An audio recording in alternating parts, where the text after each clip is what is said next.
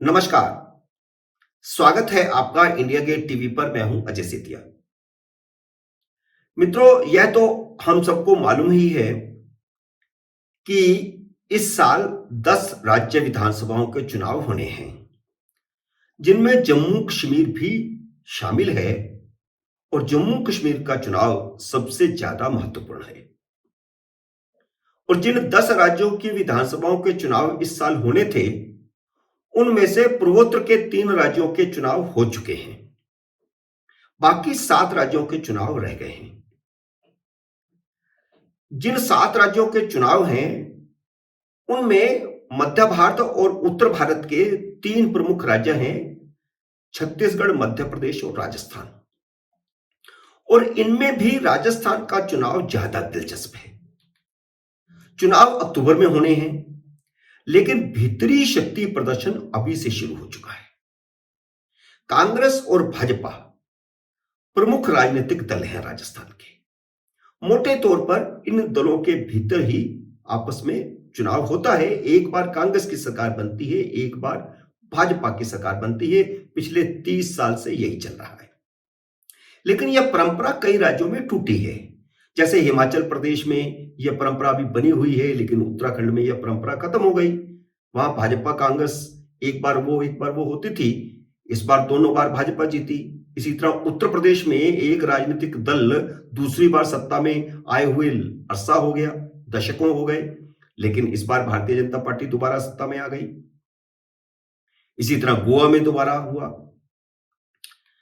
तो कांग्रेस के भीतर और भाजपा के भीतर राजस्थान के अंदर जो कशमकश चल रही है, उस वजह से राजस्थान को लेकर के उत्तर भारत में दिलचस्पी ज्यादा बढ़ गई। कांग्रेस में तो पिछले 6 महीनों से एक नाटक चल रहा था। नाटक यह चल रहा था कि अशोक गहलोत को हटा करके सचिन पायलट को मुख्यमंत्री बनाया जाने वाला है। लेकिन वह ड्रामा लगभग खत्म हो गया है, क्योंकि कांग्रेस हाईकमान अशोक गहलोत को हटाने या उनका वजन घटाने का जोखिम उठाने को तैयार नहीं हुई। सचिन पायलट अब प्रदेश अध्यक्ष बनकर संतोष कर लेना चाहते हैं, लेकिन भाजपा का जाट प्रदेश अध्यक्ष है, तो कांग्रेस अपने जाट प्रदेश अध्यक्ष को हटा करके गुज्जर को प्रदेश अध्यक्ष बनाने का जोखिम भी नहीं लेना चाहती, क्योंकि इस समय कांग्रेस और भाजपा दोनों के प्रदेश अध्यक्ष जाट हैं। जैसी खींचतान कांग्रेस में चल रही है, वैसी ही अब भारतीय जनता पार्टी में भी दिखाई देने लगी है। पिछले 4 साल से वसुंधरा राजे राजनीति में इतनी सक्रिय नहीं थी जितनी इस साल हो गई हैं, और पूरी तरह सक्रिय हो गई हैं।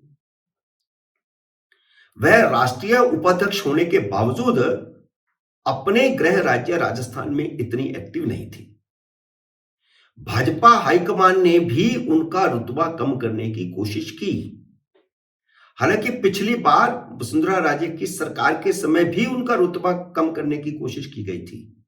एक बार तो कोशिश यह भी हुई थी कि उनको मुख्यमंत्री पद से हटाकर उनको केंद्र में मंत्री बनाया जाए, लेकिन वसुंधरा राजे उसके लिए तैयार नहीं हुई। लेकिन चुनाव हारने के बाद 2018 के बाद भाजपा हाईकमान ने पूरी कोशिश की कि राजस्थान में संगठन को ज्यादा मजबूत किया जाए, और इसके लिए विद्यार्थी परिषद बैकग्राउंड के सतीश पूनिया को प्रदेश भाजपा अध्यक्ष बनाया गया। वह वसुंधरा राजे के विरोधी खेमे में माने जाते थे। 3 सालों में सतीश पूनिया ने कड़ी मेहनत की। वह संगठन को खड़ा करने में कामयाब भी हो गए। लेकिन अब चुनाव आता देख वसुंधरा राजे के सक्रिय होने के बाद ऐसा लगने लगा है कि राजस्थान भाजपा में शक्ति प्रदर्शन शुरू हो गया है।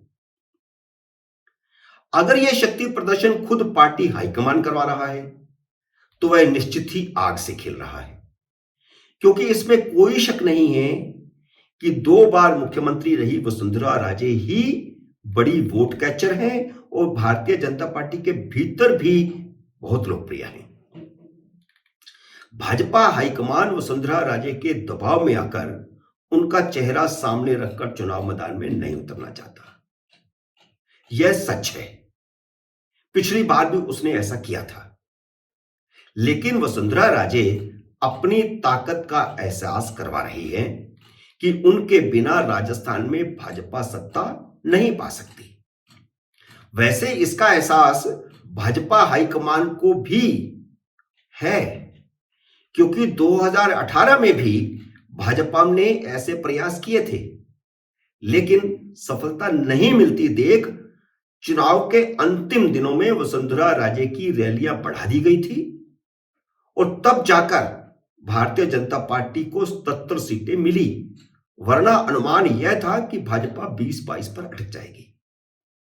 इसलिए इस बार भी भाजपा कार्यालय में लगे बोर्ड और पार्टी पोस्टरों में मोदी, नड्डा और सतीश पूनिया के साथ वसुंधरा का फोटो भी लौट आया है, जो 4 साल से गायब था। हालांकि भाजपा के प्रभारी और अन्य बड़े नेता इस बार भी कह रहे हैं कि चुनाव मोदी के चेहरे पर लड़ा जाएगा, लेकिन हकीकत सबको मालूम है। इसलिए बीच में यह भी चला था कि पार्टी के भीतर का शक्ति प्रदर्शन टालने के लिए सतीश पूनिया को अध्यक्ष पद से हटा दिया जाए। वैसे उनका कार्यकाल 2 महीने पहले खत्म हो चुका है। भाजपा में प्रदेश अध्यक्ष हो या राष्ट्रीय अध्यक्ष हो, उसका कार्यकाल 3 साल का होता है। सतीश पूनिया का 3 साल का कार्यकाल जनवरी में खत्म हो गया था, लेकिन भाजपा हाईकमान इस पर भी कोई फैसला नहीं कर पा रहा। उधर सतीश पूनिया और वसुंधरा राजे में शक्ति प्रदर्शन तेज हो गया है। शनिवार को वसुंधरा राजे ने चूरू जिले के सालासर मंदिर में बड़े धूमधाम से अपना जन्मदिन मनाया, जिसमें 1 लाख लोगों के भोजन की व्यवस्था की गई थी। तो वहीं दूसरी ओर सतीश पूनिया के इशारे पर भाजपा की युवा शाखा जनता युवा मोर्चा ने परीक्षा पेपर लीक के मुद्दे पर मुख्यमंत्री अशोक गहलोत के आवास पर धरना देने का कार्यक्रम बना लिया। पार्टी अध्यक्ष की ओर से सभी विधायकों को धरने को सफल बनाने के लिए कहा गया।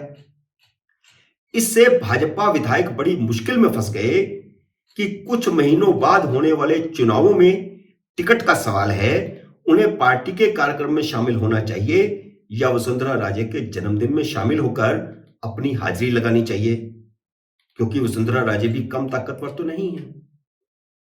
अब देखते हैं भाजपा हाईकमान आने वाले कुछ दिनों में या कुछ महीनों में क्या फैसला लेता है। वसुंधरा के साथ टकराव की रणनीति रहती है या तालमेल बना करके चुनाव लड़ने की रणनीति बनती है, उन्हें आगे करके।